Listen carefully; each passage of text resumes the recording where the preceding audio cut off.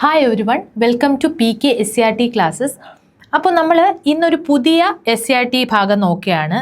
ബലം, ഫോഴ്സ് എന്ന് പറയുന്ന ഒരു അധ്യായമാണ് നമ്മൾ തുടങ്ങുന്നത്. അപ്പോൾ ഈ ഫോഴ്സ് എന്ന് പറയുന്ന ബന്ധപ്പെട്ട് SCRTയിൽ പല പല ചാപ്റ്റേഴ്സ് ഉണ്ട്. അപ്പോൾ നമ്മൾ അതെല്ലാം, അതായത് ഈ പ്രഷർ, അതുപോലെ ആർക്കിമിഡീസ് പ്രിൻസിപ്പിൾ, പ്ലവക്ഷമ ബലം എന്ന് പറയുന്ന എല്ലാ ഇതും ഈ ബലത്തിൽ ഉൾപ്പെടുത്തിയാണ് ഞാൻ എടുക്കുന്നത്. ഓക്കെ, കാരണം അതെല്ലാം നമ്മൾ ഇതിൽ വരുന്നതാണ്. അപ്പോൾ അത് പ്രത്യേകമായിട്ട് വേറൊരു ടോപ്പിക് എടുക്കാതെ ബലം പാർട്ട് 1, പാർട്ട് 2, പാർട്ട് 3 അങ്ങനെ നമുക്ക് എന്ത് ചെയ്യാം, പഠിച്ചു പോവാം. അപ്പോൾ ഇതിൽ നമ്മൾ ബേസിക് ആയിട്ടുള്ള കുറച്ച് കാര്യങ്ങളാണ് പറയുന്നത്. എന്താണ് ബലം, ബലത്തിൻ്റെ വിവിധ തരങ്ങൾ, ഘർഷണം എന്താണ്, ഫ്രിക്ഷൻ എന്താണ്, ആ രീതിയിലുള്ള, കാരണം ഫ്രിക്ഷൻ ഘർഷണമൊക്കെ നമ്മളെ സിലബസിൽ തന്നെ എടുത്ത് പറയുന്ന ഒരു ടോപ്പിക്കാണ്. അപ്പോൾ അതൊക്കെ ആയിരിക്കും ഈ ക്ലാസ്സിൽ. അപ്പോൾ ഫസ്റ്റ് തന്നെ എന്താണ് ഈ ബലം, എന്താണ് ഫോഴ്സ് എന്ന് പറയുന്നത്. അപ്പോൾ പുഷ് ഓർ പുൾ, ഓക്കെ, ഒരു വസ്തുവിനെ തള്ളുകയോ അല്ലെങ്കിൽ വലിക്കുകയോ ചെയ്യുമ്പോൾ നമുക്ക് ബലം പ്രയോഗിച്ചു എന്ന് നമുക്ക് പറയാം. ഓക്കെ, ഒരു വസ്തുവിനെ തള്ളുകയോ വലിക്കുകയോ ചെയ്യുമ്പോൾ അതിൽ എന്ത് പ്രയോഗിക്കപ്പെടുന്നു, ബലം പ്രയോഗിക്കപ്പെടുന്നു. എന്നാൽ ഇത് മാത്രമാണോ നമ്മൾ ബലം എന്ന് പറയുന്നത്? അല്ല. എന്താണ്, വേറൊരു ഡെഫിനിഷനും കൂടെയുണ്ട്. ഒരു വസ്തുവിൻ്റെ ചലനാവസ്ഥ മാറ്റാനോ വേഗത കൂട്ടാനോ കുറയ്ക്കാനോ ദിശ മാറ്റാനോ ആകൃതി മാറ്റാനോ അതിനുള്ള പ്രവണത ഉളവാക്കുകയോ ചെയ്യുന്നതിനെ നമുക്ക് എന്തെന്ന് പറയാം, ബലം എന്ന് പറയാം, അല്ലേ? നമ്മളൊരു വസ്തുവിനെ ചലിച്ചുകൊണ്ടിരിക്കുന്ന വസ്തുവിൻ്റെ സ്പീഡ് കൂട്ടുന്നു, അല്ലെങ്കിൽ സ്പീഡ് കുറയ്ക്കുന്നു, അതിൻ്റെ ആകൃതി മാറ്റുന്നു, അതിനുള്ള പ്രവണത ഉളവാക്കുന്നു, ആകൃതി മാറ്റാനുള്ള പ്രവണത ഉളവാക്കുന്നു. ഇതിനൊക്കെ നമുക്ക് എന്തെന്ന് പറയാം, ബലമെന്ന് പറയാം. ബലം എന്ന് പറഞ്ഞാൽ മാസ് ഇൻറ്റു ത്വരണം, അതായത് F=ma, സെക്കൻഡ് ലോ, ന്യൂട്ടൻ്റെ സെക്കൻഡ് ലോ വെച്ചിട്ട് മാസ് ഇൻറ്റു ആക്സിലറേഷൻ. നമ്മൾ കുറച്ച് മുന്നേ നമ്മൾ പഠിച്ചു. നമ്മൾ പവർ കണ്ടുപിടിക്കാൻ വേണ്ടിയിട്ട് മുന്നത്തെ ക്ലാസ്സിൽ നമ്മൾ പഠിച്ചിട്ടുണ്ടായിരുന്നു. എന്താണ് ഇതിൽ നിന്ന് നമ്മൾ യൂണിറ്റ് എഴുതുന്നത്. യൂണിറ്റ് എഴുതുക എന്ന് പറഞ്ഞാൽ വളരെ സിമ്പിളാണ്. Kilogram metre per second square. ഈ ടേംസിൽ, അതായത് മാസ് ഇൻറ്റു ആക്സിലറേഷൻ എന്ന് പറയുന്ന ഇതിൽ നമ്മൾ എഴുതുകയാണെങ്കിൽ kilogram metre per second square ആണ്. മാസിൻ്റെത് kilogram, acceleration metre per second square. ഇനി നമുക്ക് അതൊന്നും അറിഞ്ഞുകൂടെങ്കിൽ ഒരു കാര്യം നമുക്കറിയാം, അല്ലേ? ന്യൂട്ടൺ. ബലത്തിൻ്റെ യൂണിറ്റ് എന്താണ്? SI യൂണിറ്റ് ന്യൂട്ടൺ ആണ്. ഇനി എന്താണ് അത് നമ്മൾ ക്യാപിറ്റൽ N വെച്ചാണ് റെപ്രസെൻ്റ് ചെയ്യുന്നത്. ഐസക് ന്യൂട്ടൻ്റെ സ്മരണാർത്ഥം ആയതുകൊണ്ട് തന്നെ സ്മരണാർത്ഥം ഉള്ളതെല്ലാം എന്താണ്, ക്യാപിറ്റൽ ആണ് ഉപയോഗിക്കുന്നത്. ഇനി ഒരു ന്യൂട്ടൺ ബലം, ഒരിടത്ത് നമ്മൾ ഒരു ന്യൂട്ടൺ ബലം പ്രയോഗിച്ചു എന്ന് പറഞ്ഞില്ല. എന്താ നോക്കിയേ, ഇതിലിപ്പോൾ നോക്കിക്കോ, ഒരു കൈവെള്ളയിൽ ഒരു ആപ്പിൾ വെച്ചിട്ടുണ്ട്.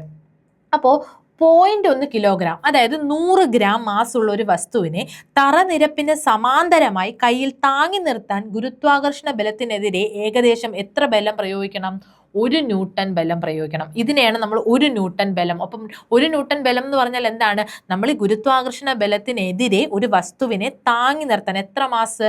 0.1 കിലോഗ്രാം അല്ലെങ്കിൽ 100 ഗ്രാം മാസുള്ള ഒരു വസ്തുവിനെ ഇങ്ങനെ സമാന്തരമായിട്ടെന്ന് പറയുമ്പോൾ തരനിരപ്പിന് പാരലായിട്ട് ഇങ്ങനെ താങ്ങി നിർത്താൻ ആവശ്യമായിട്ടുള്ള ബലമാണ് 1 ന്യൂട്ടൺ ബലമെന്ന് പറയുന്നത്. ഇനി ഐസക് ന്യൂട്ടൺ, നമ്മൾ ന്യൂട്ടനെ പറ്റി പഠിക്കുമ്പോൾ, യൂണിറ്റിനെ പറ്റി പഠിക്കുമ്പോൾ എന്തായാലും ഐസക് ന്യൂട്ടനെയും കൂടെ നമുക്ക് നോക്കണം.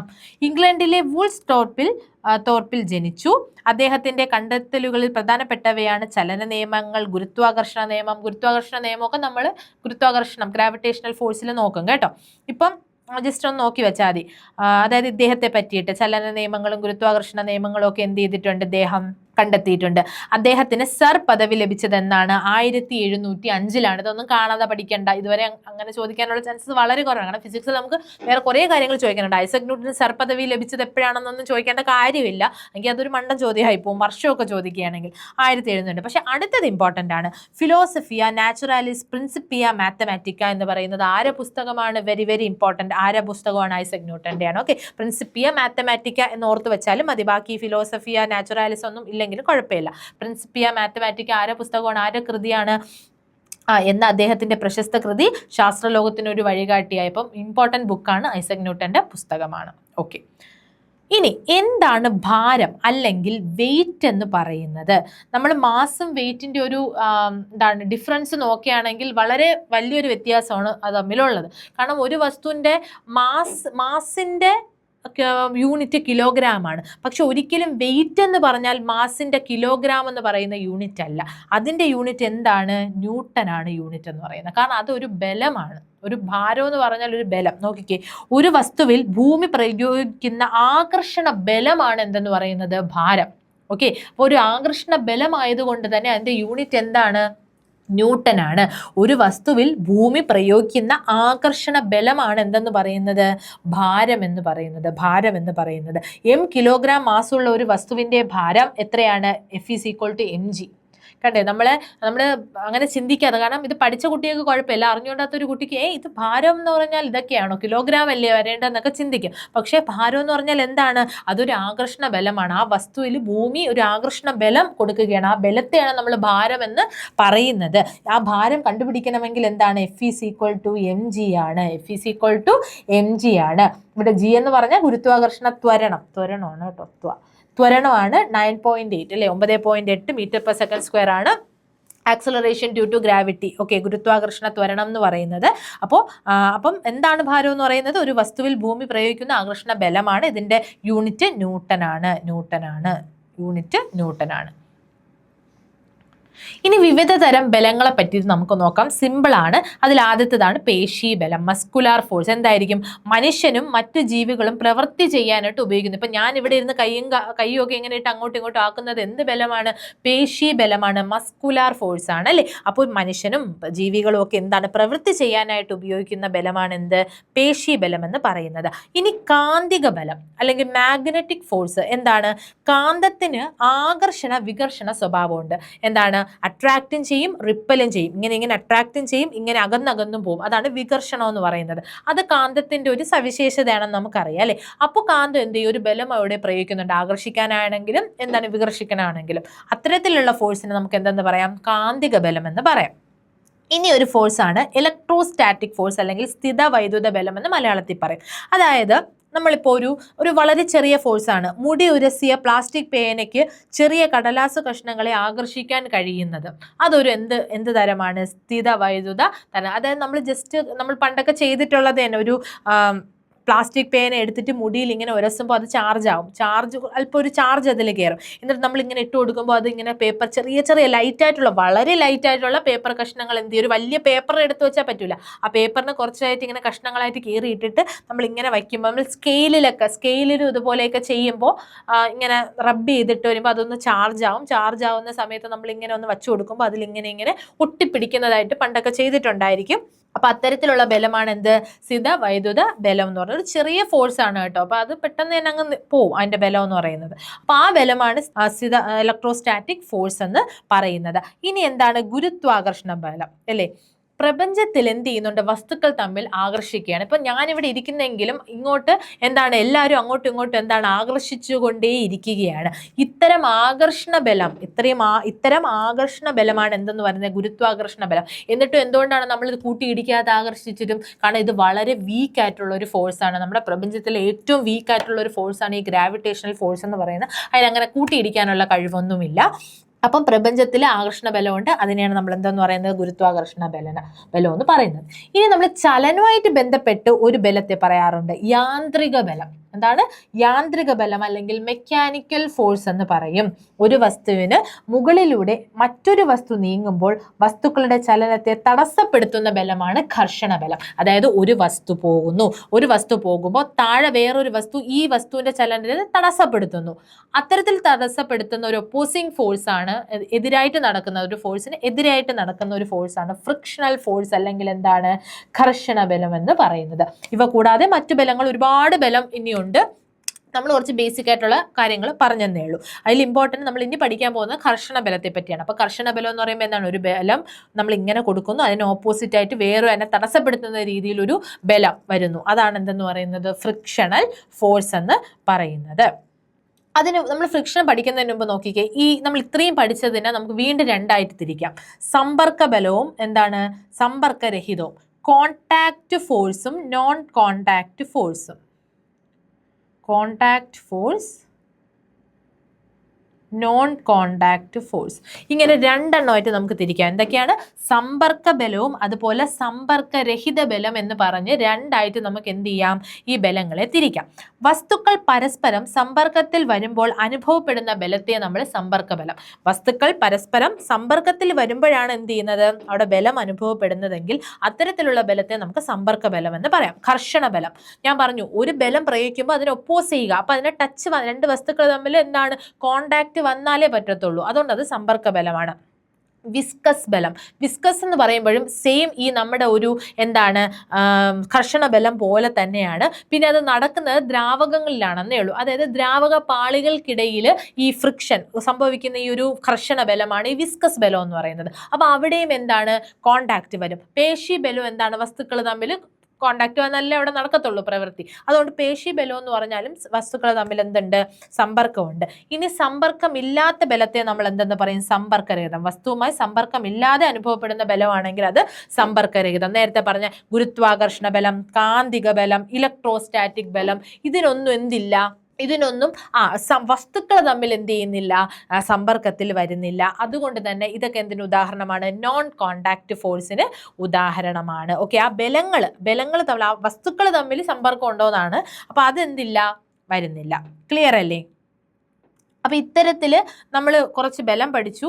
അതിനുശേഷം സമ്പർക്കരഹിതം, കോണ്ടാക്ട്, നോൺ കോണ്ടാക്ട് ഫോഴ്സ് എന്ന് പറഞ്ഞ് ഇതിനെ ഒന്ന് ക്ലാസിഫൈ ചെയ്തു. ഇനിയാണ് നമ്മൾ എന്തിലോട്ട് വരുന്നത്, ഘർഷണ ബലം അല്ലെങ്കിൽ ഫ്രിക്ഷണൽ ഫോഴ്സ് എന്ന് പറയുന്നത്. എന്താണ് ഈ ഫ്രിക്ഷണൽ ഫോഴ്സ്? ശ്രദ്ധിച്ച് കേൾക്കുക. ഒരു പ്രതലം മറ്റൊരു പ്രതലത്തിലൂടെ ചലിക്കുമ്പോഴോ ചലിക്കാൻ ശ്രമിക്കുമ്പോഴോ അവയുടെ ആപേക്ഷിക ചലനത്തെ എതിർക്കുന്ന തരത്തിൽ പ്രതലങ്ങൾക്കിടയിൽ സമാന്തരമായ ഒരു ബലം അനുഭവപ്പെടുന്നു. ഇതൊന്നും കണ്ട് പേടിക്കേണ്ട, ഇത്രയേ ഉള്ളൂ. അതായത് ഒരു വസ്തു ഇങ്ങനെ പോവുകയാണ്, ഈ വസ്തുവിന്റെ ചലനത്തെ തടസ്സപ്പെടുത്തുന്ന രീതിയിൽ, അല്ലെങ്കിൽ എന്താണ്, ചലിക്കാൻ ശ്രമിക്കുമ്പോൾ അവരെ എതിർക്കുക, അതിനെ ഒപ്പോസ് ചെയ്യുക എന്ന രീതിയിൽ വേറൊരു ബലം അതിന് സമാന്തരമായിട്ട്, അതിന് പാരലായിട്ട് എന്ത് ചെയ്യുന്നു, പ്രയോഗിക്കപ്പെടുന്നു. അത്തരത്തിൽ പ്രയോഗിക്കപ്പെടുന്ന ബലത്തെയാണ് നമ്മൾ എന്തെന്ന് പറയുന്നത്, ഘർഷണം. അതായത് പോവാൻ ഇത്തിരി പാടുണ്ട്, എന്തോ ഇട്ട് പിടിക്കുന്നു, താഴെ എന്താണ് നമുക്ക് പോകാൻ പറ്റുന്നില്ല എന്നുള്ള രീതിയിൽ നമ്മൾ പറയത്തില്ലേ, അതാണ് ഘർഷണ ബലം എന്ന് പറയുന്നത്. ഇതിനെയാണ് നമ്മൾ ഘർഷണ ബലം നമ്മൾ ഒരു ഡെഫിനിഷൻ രീതിയിൽ പറയുന്നത്. പ്രതലത്തിന്റെ പരിപരിപ്പ്, അതായത് റഫ്നെസ്, അതായത് ഒട്ടും സ്മൂത്ത് അല്ലാതെ ഇങ്ങനെ പരിപരുത്ത് കിടക്കുന്ന ആ ഒരു സർഫസിൽ എന്ത് കൂടുതലായിരിക്കും, ഘർഷണം കൂടുതലായിരിക്കും. അതായത് മിനുസമുള്ള സ്ഥലത്ത് ഘർഷണം കുറവായിരിക്കും. ഘർഷണം ഉണ്ടാകുന്നത് എപ്പോഴും റഫ്നെസ്, നമുക്ക് നടക്കാൻ എത്ര പാടാണോ അതാണ് ഘർഷണം കൂടുതലായിരിക്കുന്നത്.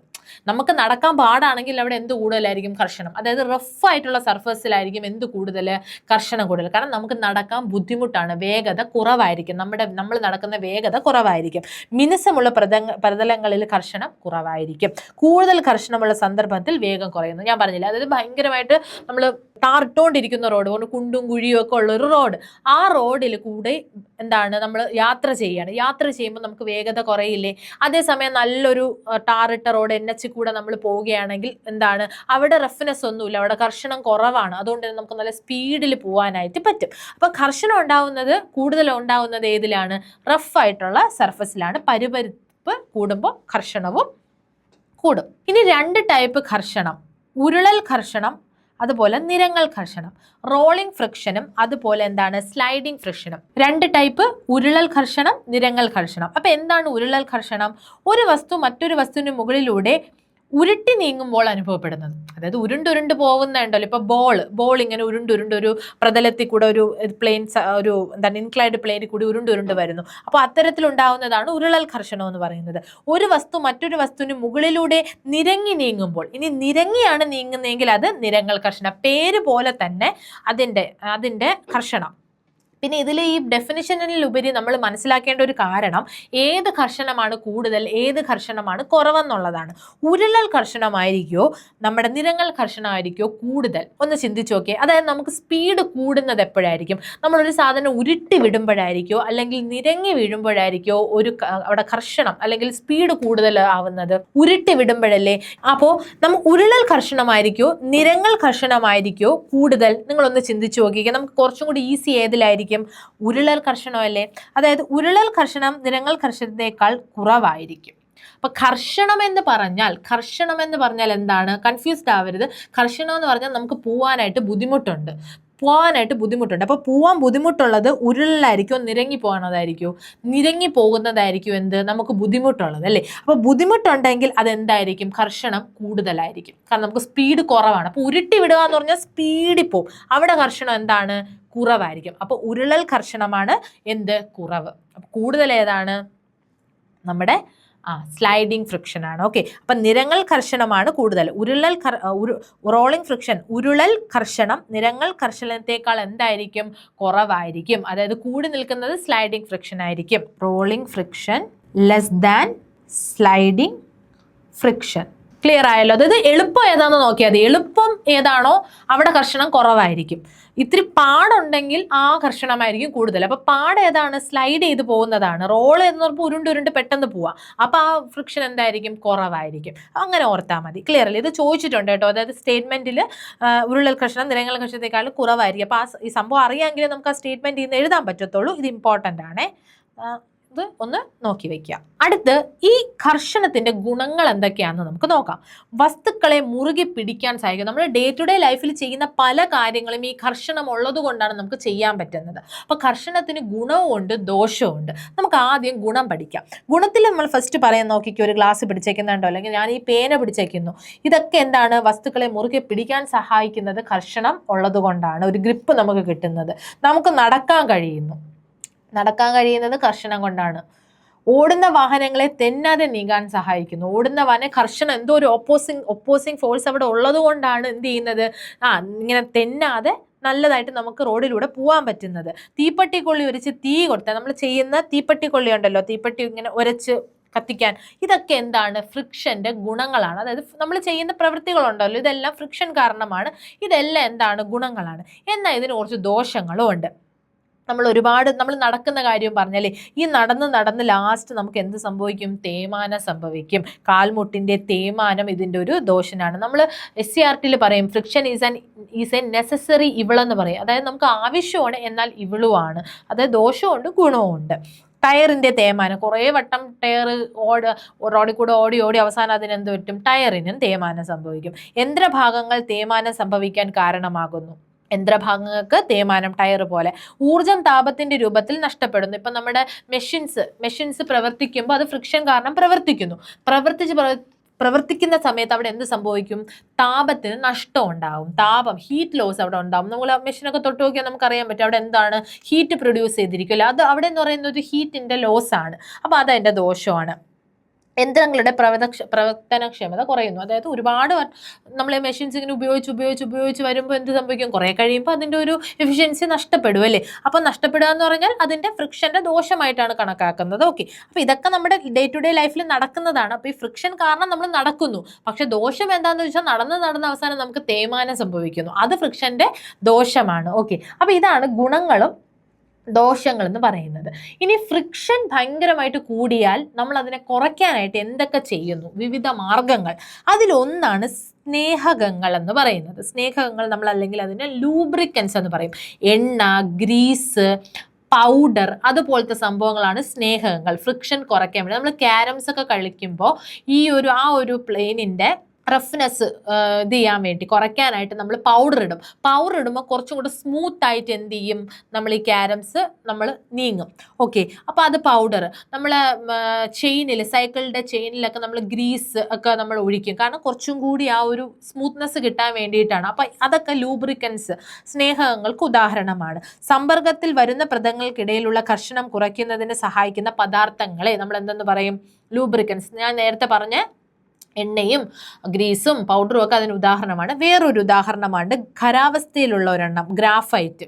അപ്പൊ ഈ ഗ്രാഫൈറ്റ് എന്ന് പറയുന്നത് ഖരാവസ്ഥയിലുള്ള ഒരു സ്നേഹകമാണ്. സോളിഡ് സ്റ്റേറ്റിലുള്ള ഒരു സ്നേഹകം, ലൂബ്രിക്കൻ്റ് ആണ്. എന്തെന്ന് പറയുന്നത്? ഗ്രാഫൈറ്റ് എന്ന് പറയുന്നത്. ഓക്കെ, ഉയർന്ന താപനിലയിലുള്ള യന്ത്രഭാഗങ്ങൾക്കിടയിൽ സാധാരണമായി എന്തുപയോഗിക്കുന്നു? ഗ്രാഫൈറ്റ്.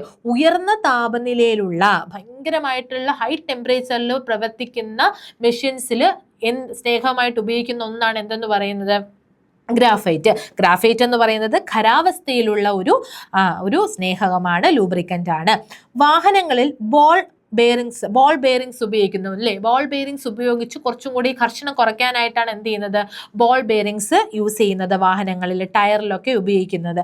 ഘർഷണം കുറയ്ക്കത്തക്ക വിധം ആകൃതി വ്യത്യാസപ്പെടുത്തുന്ന ധാരാരഹിതമാക്കൽ, streamlined bodies. Okay, streamlined bodies എന്ന് പറയുമ്പോൾ നമ്മുടെ ഫിഷ്, നമ്മുടെ മീൻ, അതുപോലെ കപ്പൽ, ബോട്ടൊക്കെ ഉണ്ടല്ലോ. അപ്പം അതിനൊരു പ്രത്യേക ഷേപ്പാണ് അല്ലേ? ഒരു പ്രത്യേക ഷേപ്പാണ് അത് നമ്മൾ സ്ട്രീം ലൈൻഡ് ബോഡീസ് എന്നാണ് പറയുന്നത്. Stream lining. അപ്പോൾ അത് നമ്മുടെ വെള്ളത്തിൻ്റെ ഇടയിൽ വെള്ളവും അത് തമ്മിലുള്ള ഒരു ഘർഷണം കുറയ്ക്കാൻ വേണ്ടിയിട്ടാണ് അത്തരത്തിലുള്ള ഒരു ഷേപ്പ് എന്ത് ചെയ്യുന്നത് കൊടുത്തിരുന്നത്. അപ്പം മത്സ്യമൊക്കെ നിങ്ങളൊന്ന് ചിന്തിച്ചു നോക്കേ, ദൈവമായിട്ട് തന്നെ വെള്ളത്തിൽ ഘർഷണം കുറയ്ക്കാൻ വേണ്ടി മീനുകൾക്ക് ആ ഒരു ഷേപ്പ് കൊടുത്തിട്ടുണ്ട്. അപ്പം അത് തന്നെ പ്രചോദനം ഉൾക്കൊണ്ടായിരിക്കണം കപ്പലൊക്കെ എന്ത് ചെയ്യുന്നത് ആ രീതിയിലൊക്കെ നിർമ്മിച്ചിട്ടുണ്ടായിരിക്കുക. ഇപ്പം ഇതാണ് ബോൾ ബിയറിങ്സ്. വാഹനങ്ങളിൽ കണ്ടില്ലേ ബോൾ ബിയറിങ്സ്, ഇത് ഘർഷണം കുറയ്ക്കാൻ വേണ്ടിയിട്ടാണ്. പിന്നെ നമ്മുടെ എയറോപ്ലെയിനിലെ എയർ റെസിസ്റ്റൻസ്, എയറിൻ്റെ ഘർഷണം കുറയ്ക്കാൻ വേണ്ടിയിട്ട് ഇതാണ്ട് സ്ട്രീം ലൈൻഡ്. നമ്മളെ ബോട്ടൊക്കെ കണ്ടോ ഈ ഒരു രീതിയിൽ ഉണ്ടാക്കിയിരിക്കുന്നത്. അപ്പം അതുപോലെ നമ്മുടെ ഫിഷസ് നമുക്ക് പറയാം, മീനുകൾ, ഫിഷസ്, ഇതൊക്കെ സ്ട്രീം ലൈൻഡ് ബോഡീസ് ആണ്, ഫ്രിക്ഷൻ കുറയ്ക്കാൻ വേണ്ടിയിട്ട് സഹായിക്കുന്നത്. അപ്പോൾ നോക്കിക്കേ, ഘർഷണം കുറയ്ക്കുന്നതിൽ നമ്മൾ ആദ്യം നോക്കിയത് സ്നേഹങ്ങളാണ്. അതിൽ നമ്മളൊരു സോളിഡ് സ്റ്റേറ്റ് സ്നേഹമാണ് ഗ്രാഫൈറ്റ് എന്ന് പറയുന്നത്. പിന്നെ വാഹനങ്ങളിൽ ബോൾ ബെയറിങ്സ് എന്തിനു ഉപയോഗിക്കുന്നു ചോദിച്ചാൽ ഘർഷണം കുറയ്ക്കാൻ വേണ്ടിയിട്ട് ഉപയോഗിക്കുന്നു. അതുപോലെ നമ്മൾ എന്ത് ചെയ്യുന്നു, ഘർഷണം കുറയ്ക്കാനായിട്ട് ഷേപ്പിൽ വ്യത്യാസം വരുത്തുന്നു. ആ ഷേപ്പിനെ നമ്മൾ ധാരാരഹിതമാക്കൽ എന്ന് പറയും, അല്ലെങ്കിൽ ഇംഗ്ലീഷിൽ സ്ട്രീം ലൈനിങ് എന്ന് പറയും. ഓക്കെ, അപ്പോൾ ഇത്രയാണ് നമ്മുടെ ഒരു ഫസ്റ്റ് പാർട്ടിൽ നമുക്ക് നോക്കാനുള്ളത് ഫോഴ്സിനെ പറ്റിയിട്ട്. എന്താണ് ഫോഴ്സിന്റെ വിവിധ തരങ്ങൾ നമ്മൾ പഠിച്ചു. അതിനുശേഷം സമ്പർക്കം, അതുപോലെ സമ്പർക്കരഹിതം, contact force, non contact force, അത് നമ്മൾ പഠിച്ച ഫോഴ്സ് വെച്ച് നമ്മൾ ക്ലാസിഫൈ ചെയ്തു.